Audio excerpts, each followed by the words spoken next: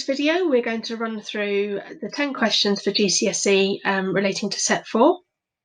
And at the end, there'll be a copy of these model answers for you to refer to also. So here is week 1 of Set 4. Now, if you want to pause this here and see how many you can attempt already, then please do so. But I'm going to work my way through them. Okay, first question is a standard form question. Now we know it's standard form because we have a number here at the front that has one digit in front of the decimal point. The second part of the number is multiply, and the third part is 10 to the power of 4. That's our indicator that it's standard form.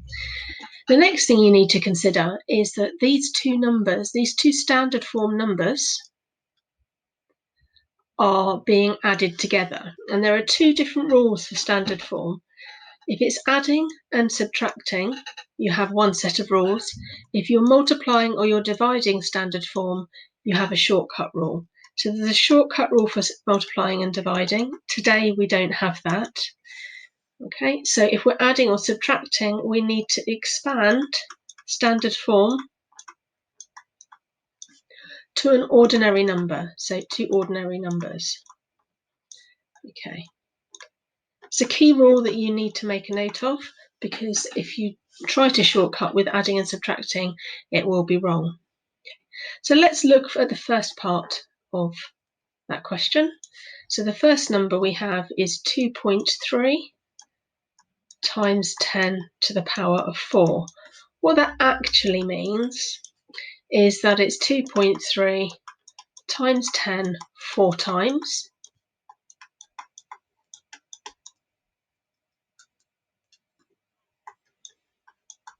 Okay, so you might prefer to work with it that way.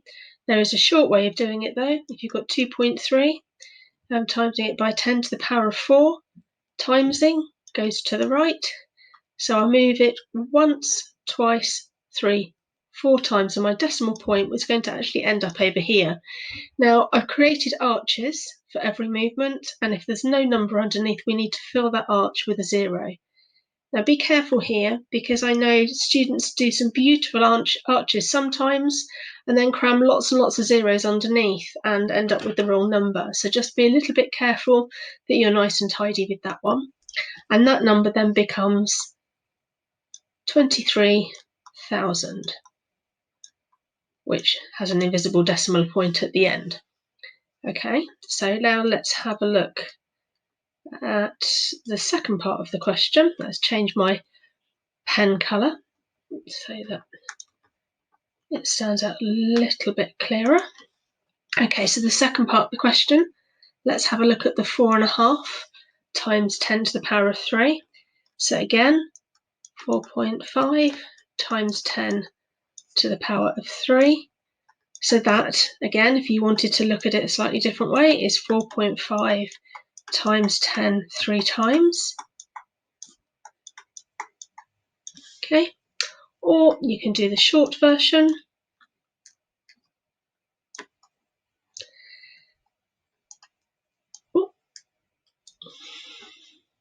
where I'm going to move the decimal point 3 times.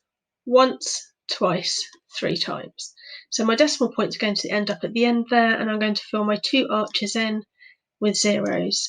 So 4.5 multiplied by 10 3 times will give me an answer of 4,500.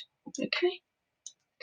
So the last step of that question is to add them together. Okay, so here we've got the 23,000. So let's line up those units, tens, hundreds, thousands, and 10,000s neatly. So, okay, and add those two together. Okay, so 0, 0, 5, 7, 2. What the question on 10 questions doesn't do is make it very clear that it wants the answer in standard form.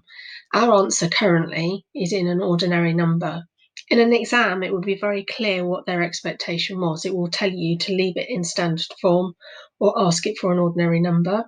So here I'm going to show you how to change that back to an ordinary number, from an ordinary number to standard form. So let's just try and get my pen to do what I wanted to. Let's change that to black so it stands out a little bit more at the bottom.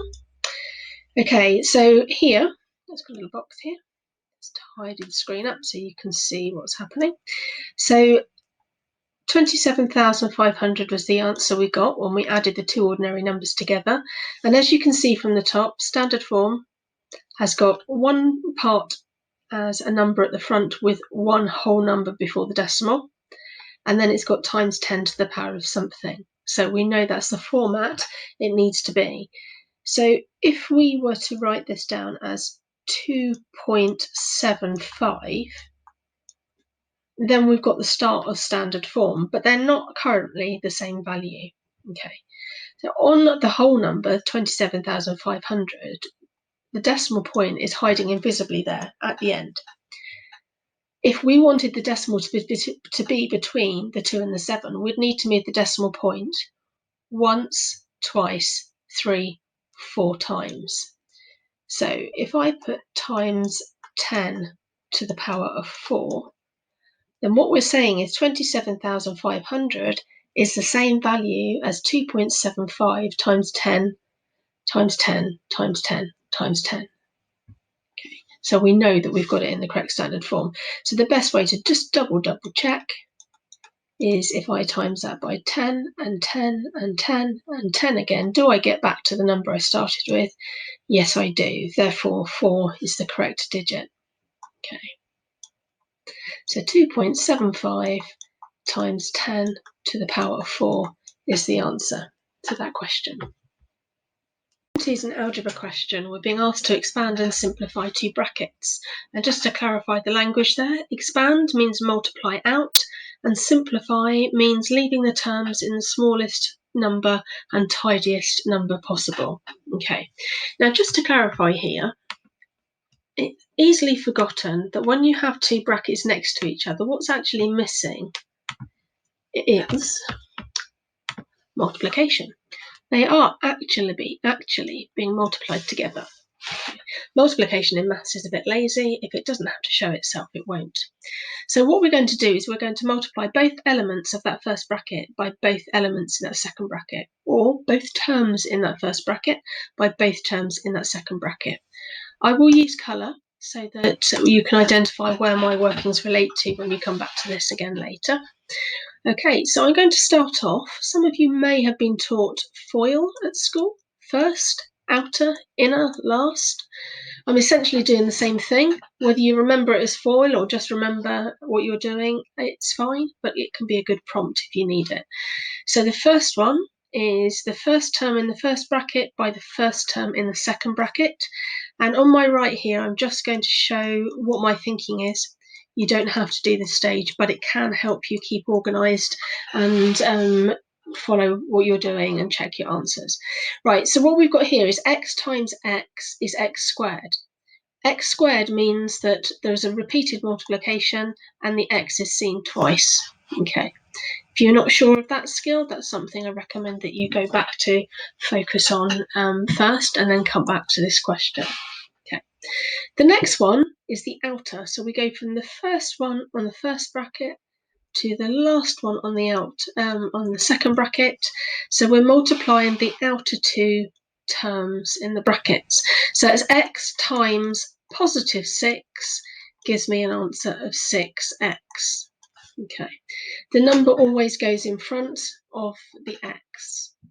Now it's 6x, and it might not be clear, but you need to put plus in there because it's a positive 6x. So the next one, we've multiplied the first term by both of the second bracket parts.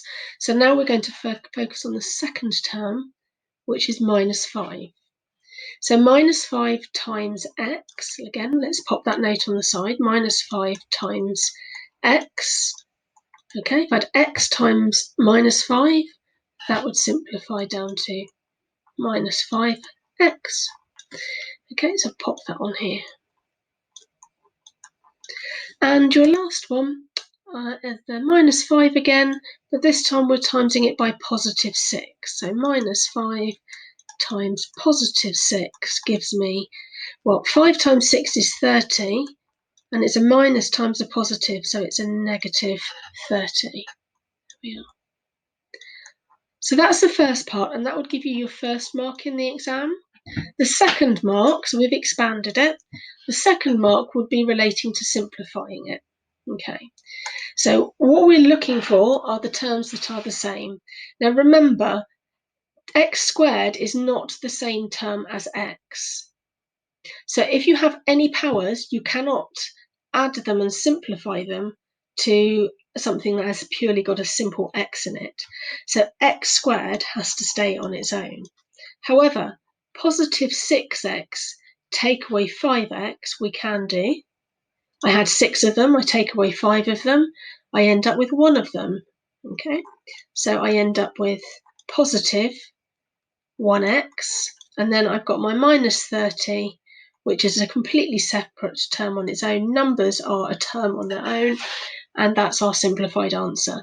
Best practice is you would be expected to recognise that 1x is written simply as x, and that would be our final answer.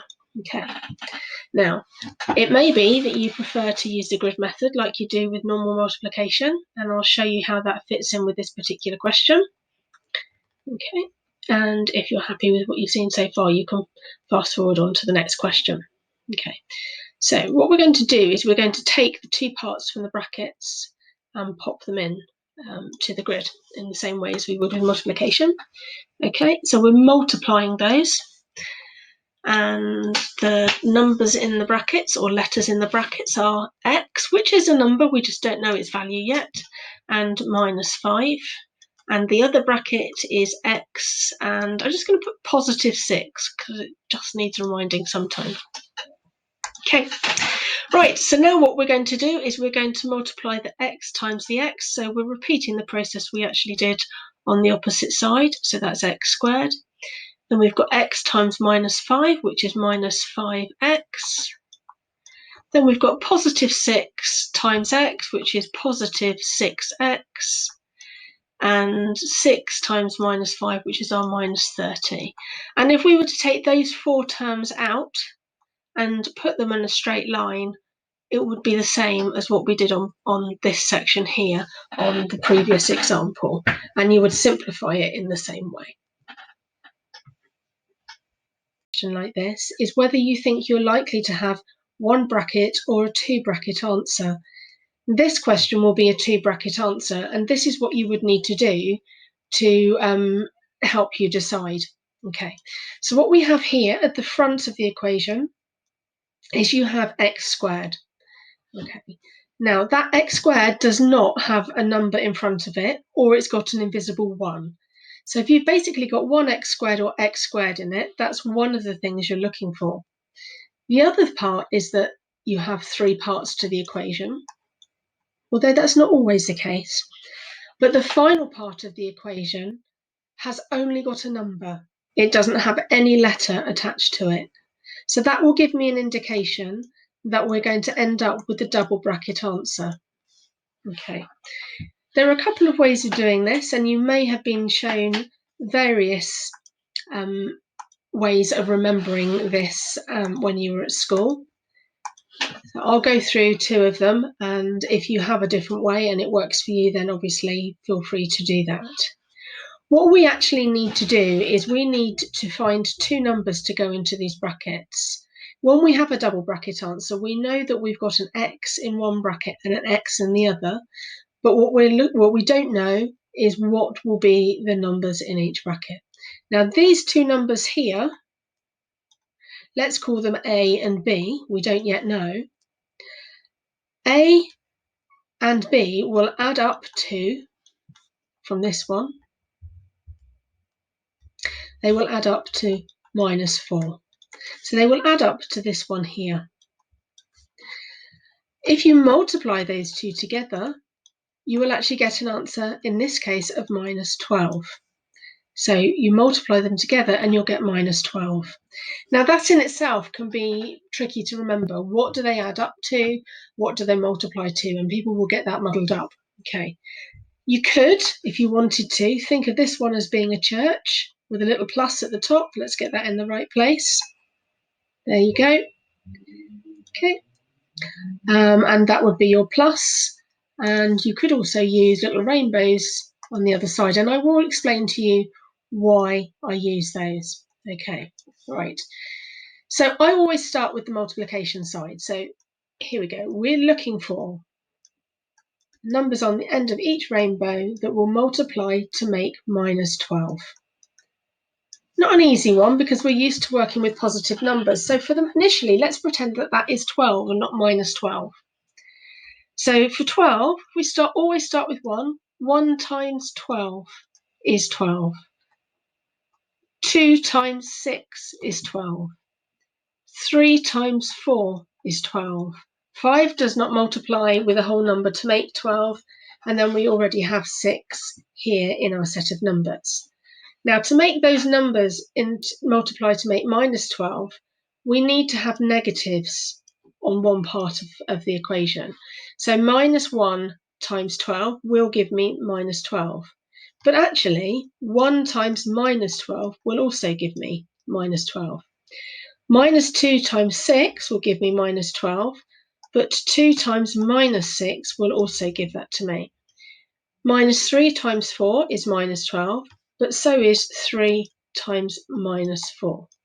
So when you have a number and that is negative and you're looking for the factors of minus 12, start off with the positive factors for the positive number, double the set, and put some minuses against the numbers on here like I have today. All right. The next part is you want to work out which ones add up to minus 4. Be careful that you don't miss the fact that there is a minus in front of the 4 because it is quite significant. Okay, so let's go here. So let's look that through then. We've got minus 1 plus 12 is 11. If you're £1 overdrawn and you pay £12 in, you have 11 in your account. Or if it's minus 1 outside and the temperature increases by 12, it goes up to 11. If we've got minus 2 plus 6, that gives us an answer of 4. If you're not sure about that one, you can do minus 2, minus 1, 0, 1, 2, 3, 4, and it moves 1, 2, 3, 4, 5, 6. So that confirms it takes us up to 4. Minus 3, add 4, so it's minus 3 outside. It gets warmer by 4 degrees. It gives us an answer of 1. If you have £1 in your account and you spend £12, you are £11 short. If you have £2 in your account and you spend £6, you are £4 short, so you're minus 4. I don't need to complete the last one because I've actually got to the minus 4 that I was looking for. Okay, so let's pop this on here and just highlight that these are the numbers that we've been looking for to use in our brackets. Okay, so let's get a red pen. Okay, so what we have here is we have a digit of 2 and it's a positive 2, so that's going in there. And we have a digit of minus 6 and it goes in there. Okay, so what we've ended up with are two numbers that go into the brackets that when you multiply out those brackets will give us the equation that we actually, the expression that we have in question 3. Now, the best tip here, your tip is to check that you've got that right by multiplying it out, whichever method you tend to use. I'm just going to do it very quickly as we've just gone through this method on the previous slide. So we've got x times x is x squared. We've got x times minus x is minus 6x. We've got 2 times x, which is positive 2x, and 2 times minus 6, which is minus 12. And we will simplify these two together, and it will be x squared Minus 6 plus 2 is minus 4x. And then we've got the minus 12. Okay. Now this part you don't have to do for the exam, and it isn't your answer. Your answer is this bit here at the top. Okay. But the tip here is just your way of double checking you've not made any mistakes. It's a percentage question. But don't be too quick to answer this question because it's often answered incorrectly because the question hasn't been read properly. An antique is sold for £144, making a 20% profit. What was the original price of the antique? So if you note here, I've highlighted the word original price because it's not looking for the new price of the antique, it's asking what it was in the first place. So I'll try and visualize what that could look like. Now, this doesn't always work for everybody, but let's try seeing whether it helps you visualize it. Okay. Right, so what we do know is that there's been a 20% profit. If we think of the original price being the first block on the left-hand side, and we've been told that that original price has made a profit, so that's an increase of 20%. So if the original price was 100% of what it used to be, and that increased by 120%, that means that the sale price of the antique was 120% of what it had been before. So the new price is 120%, and the new price is the 144. And just to clarify, it has to be the new price because we're looking for the original price. Okay, so let's set that fact up. So we've been told that I've just told you 120% is that £144. Okay, and we need to find out what it was originally, and I've already said the original was 100%. So that's where our question mark lies. That's the question we're aiming to answer. Now, we all quite like working in 10% because 10% is one of those special percentages that we all seem familiar with, and it sticks in our head however long ago it is we studied it. Okay, so if we could work out what 10% was, we could then multiply that up to find out what 10%, to find out what 100% was. Okay, well, 120% divided by 12 would give me 10%. So if I took the 144 and divided it by 12, and hopefully your times table knowledge is strong enough to remember that that is also 12. I know if I know 10% is 12, then I can times that 10% by 10 to get 100%. So 12 times 10 is 120. So 120 is the answer. That is the original price. Now, what's a very good idea at this stage is to teach yourself how to check whether that's right. So if that was right, then we could work out 20% of the original price and add it and check that we then end up with the new price.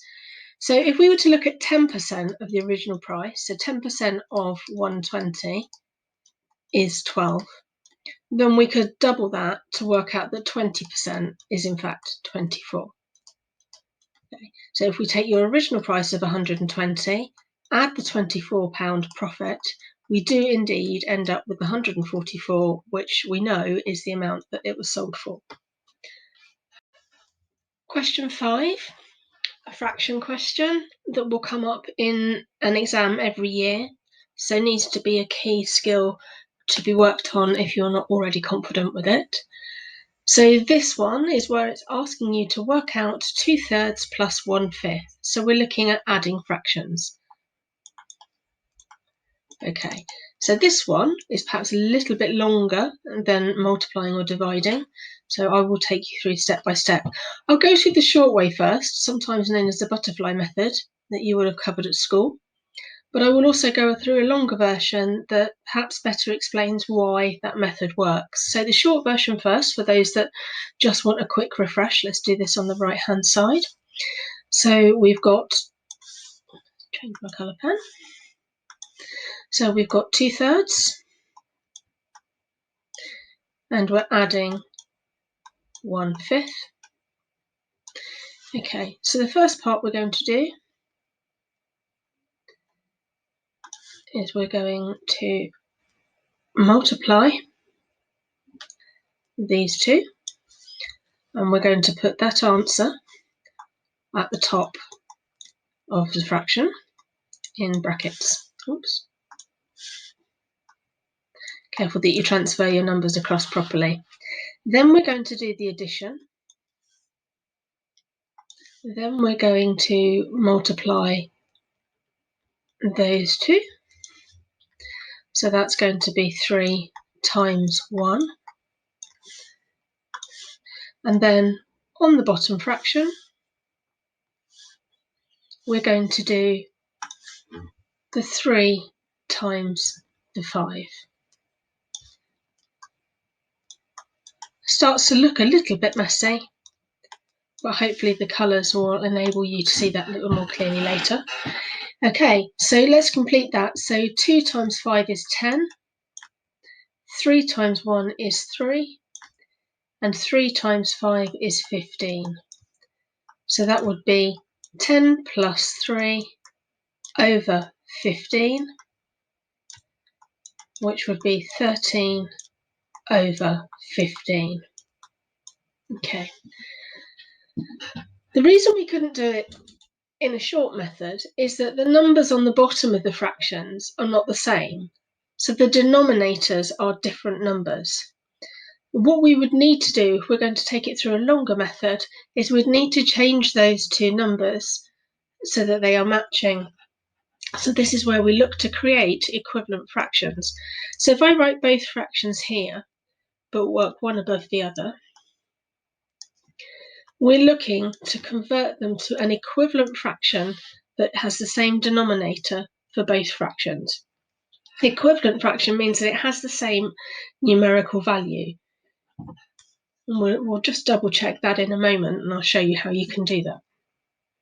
Okay, so the first thing with this one is to decide what number do 3 and 5 both go into. And the quickest way to do that is multiply them together, which would give you 15. There are sometimes numbers that are lower, and you can use a lower number, but it's a foolproof way. So what we're looking to do is to convert both of them into a fraction with a denominator, a bottom that has a value of 15. Now the rule for equivalent fractions is to make sure that you do the same to the top as you do to the bottom. So let's just concentrate on the 2/3 for the moment. The 3 had to be times by the 5 to get to 15.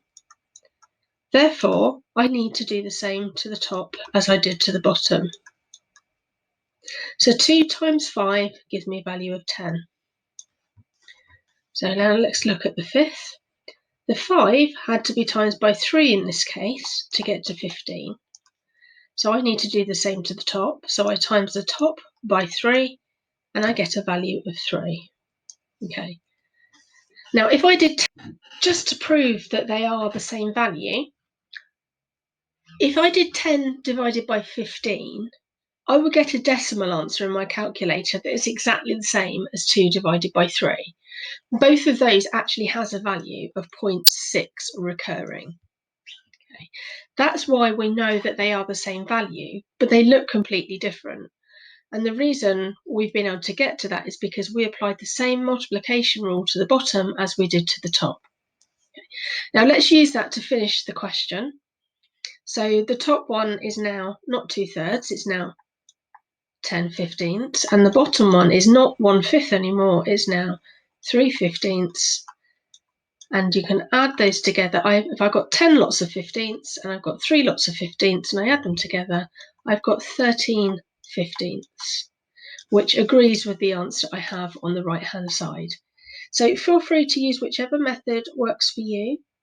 If you struggle to remember the one on the right because you like to understand why you're doing it, then you might like to look at the one on the left instead. Question 6 brings with it quite quite a lot of maths language, and that in itself can be quite intimidating. So let's clarify some of that first of all. Express as an inequality the error interval when x is given as 3 when rounded to the nearest integer. Well, let's do one of the simpler ones first of all. Might not remember it every time, but integer is whole number. Okay, so let's write that in there. An inequality, I will explain more actually after I've completed the question. But visually, an inequality is normally using the signs, the larger than, smaller than signs that look like this. And we'll look at that a little bit more in a moment.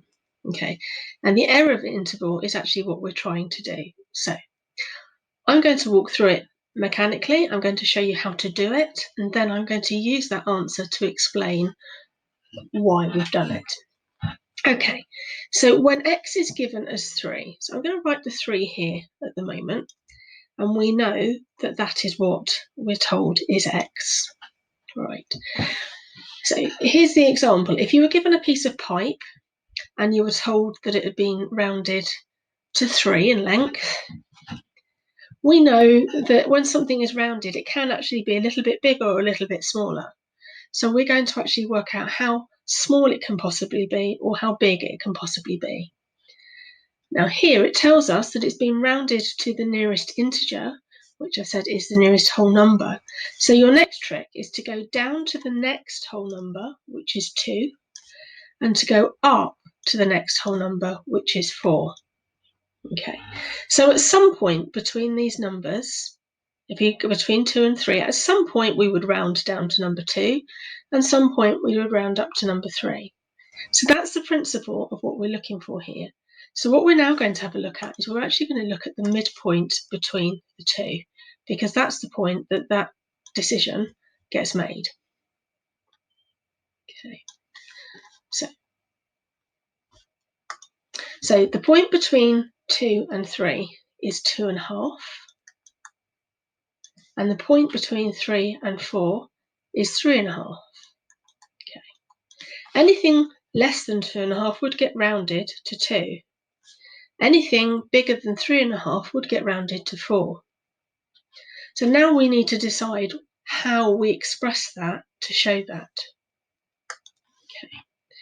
So we know that x has got to be bigger than the 2.5, but it could also be 2.5. So it could be equal to 2.5.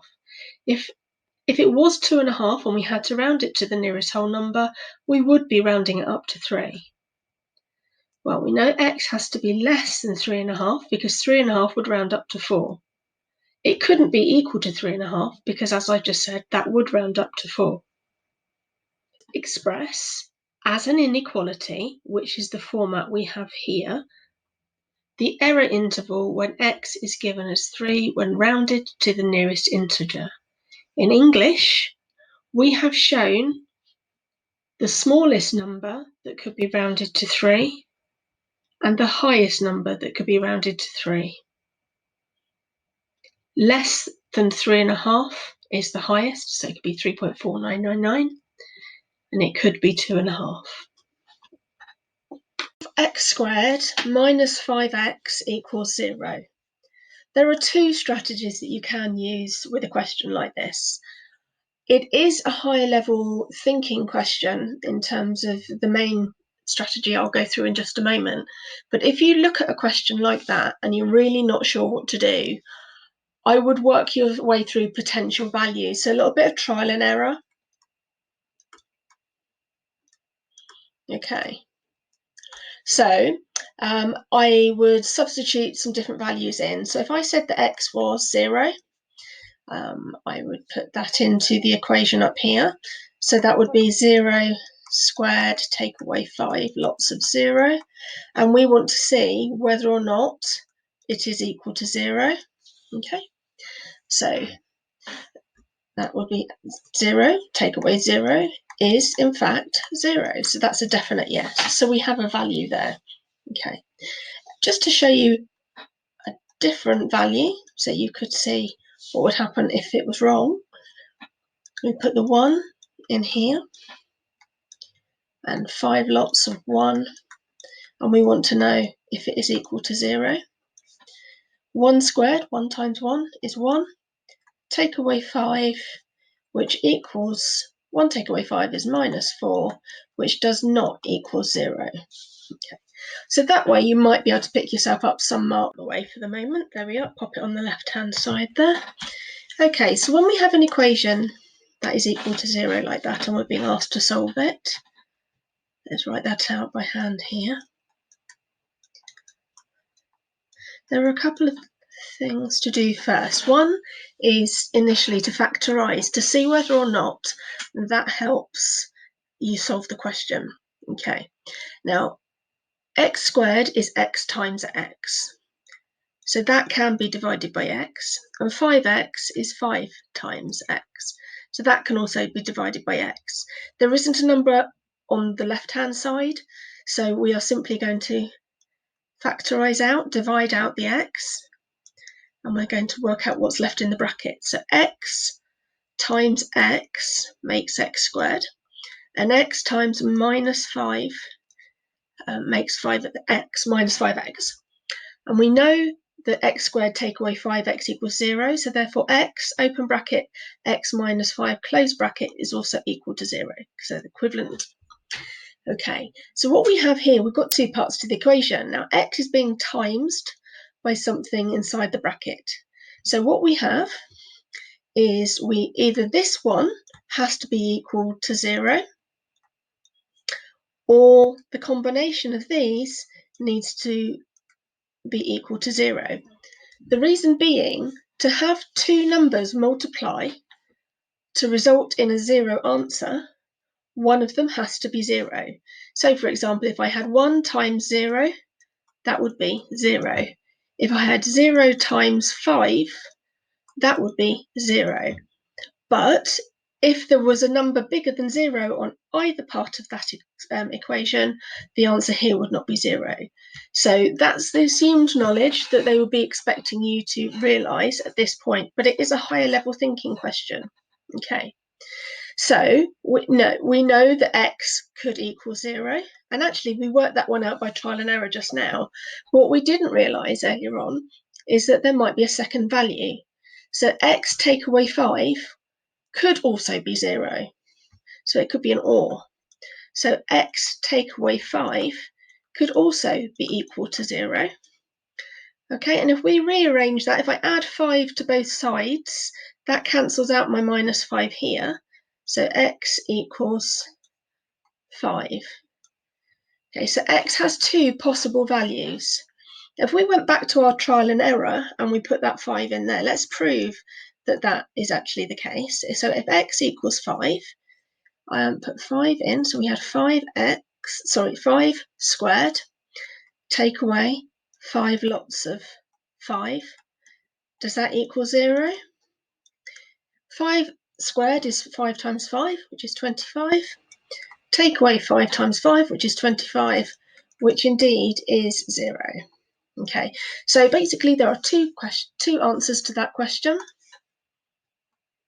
Okay, so that's where you have to be careful if you're doing trial and error, because it doesn't give you all possible answers. So just to recap, when you see an equation that has got x in both parts and there's a power, then you're being asked to solve that equation, then you're likely to need to factorise that and put the brackets back in. And then, as I said just now, the assumed knowledge is that you will realise that either x has to equal 0 or the contents of the brackets has to equal 0 if the product is going to be 0. Product is where two numbers are multiplied together to give an answer, which is the product. And alongside it, because we've identified it, I'll put that as a 12. The part that is always on the bottom is what it was originally before it changed. So be really careful that you pick the correct number from the question. The price of an item is reduced from £40. So if it's from £40, 40 was the original. Okay. What we're actually wanting to do is we want to see that as a percentage. So all percentages are out of 100. So we need to create an equivalent fraction for our 12 over 40 that is equivalent to something over 100. So a little bit like the percentage question we had earlier on, we can do this in stages. There are a number of different ways of doing it, so stick to the method that takes you to the right answer. But I'm going to work with working with a fraction of 1/10. If I was to divide the 40 by 4, I would end up with 10. If I was to divide the 12 by 4, I would end up with 3. So now I've got 3/10. And it's easier to see that by timesing the top by 10, I get 100. And if I times that by 10, I also get a number that I need, which is 30. So 30 out of 100 is 30%.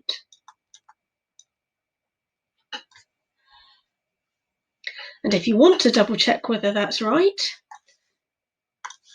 don't forget, having a little strategy for checking everything is fine and helpful. So if it was £40 originally, 10% of 40 is 4. So 30% is 3 times that, which is 12. And we already know that the decrease was 12. So we know that that's correct. It could be that you use this sort of checking strategy, a bit of trial and error. You might sort of think, oh, is it 10%? Is it 5%? You could do that. You don't have to use the method that I've shown at the top. If it gets you to the right answer and you can demonstrate how you did it, you will still get the marks. So for this question, the formula that you need to remember is your speed formula. So speed equals distance over time. For some of you, you'll just remember it that way, and others, this little triangle may well help you with this. Okay, so what we can do first of all is work out what information we can put in there. Okay, so we know we're looking for the actual speed. So what we need to do is fill in the other information. So we've got, do I get the right one? We've got 70 kilometres. So that's our distance. So if I rub out the distance here, we can put this, the 75 in the top. Okay, now we could put an hour and 15 minutes in the time, but it becomes hard to pop in a calculator when it's in the format of an hour and 15 minutes. So you have a little bit of a choice here. You can either change it into minutes and convert it back into hours later on, or you can change it into hours straight away as a decimal. Okay, be careful, it is not 1 hour 0.15. That is not right. Okay, and it's very easy to do that if you think too quickly. Let's remember, 15 minutes. It's not half an hour, it's a quarter of an hour. We know that, but sometimes we need to be a bit more conscious in our thinking. So in actual fact, our time, an hour and a quarter, would be expressed as 1.25. Okay. That would require a calculation of 75 divided by 1.25, which on a non-calculator paper is a little bit fiddly. So if you're not able to tackle that question, there is an easier way to do it. So let's revisit that formula again and think about if we used minutes instead of hours. Okay, so let's bring that out. There we go. And what we have here is the same information going on the top. So we've got speed equals 75. But instead, let's work with minutes. 1 hour and 15 minutes in total is 60 plus 15, which gives us 75. Now that looks better. Okay, but please remember, now we're now working in minutes because that's important in a moment. So now we have an equation where it's 75 divided by 75.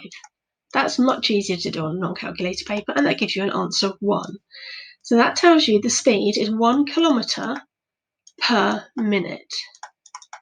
Okay, now we need to know what the speed is per hour. And we know that there are 60 minutes in an hour.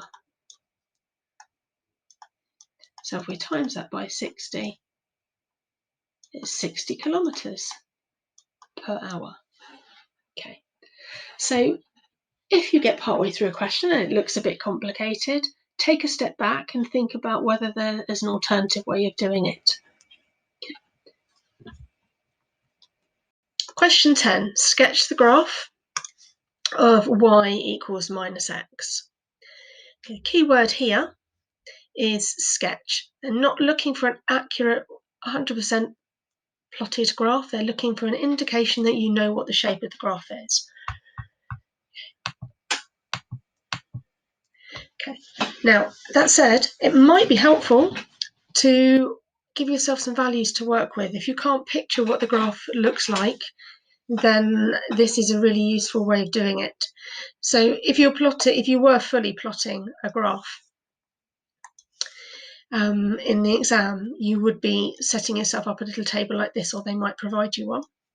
And you give yourself some x values so that you could work out possible y values. I just put a positive 2 in there just to be clear. Okay, we know our graph has got an equation of y equals minus x. So I put a bracket around the x because that's the value that's going to change.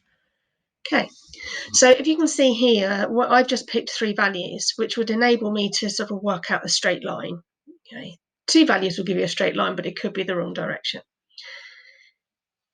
What we do first of all is if you put the minus 2 into the bracket, there we go, let's fill that up with your minus 2. Y equals minus the minus 2, which will give you a positive 2. Okay. We change that then to your 0. Minus 0 is still 0.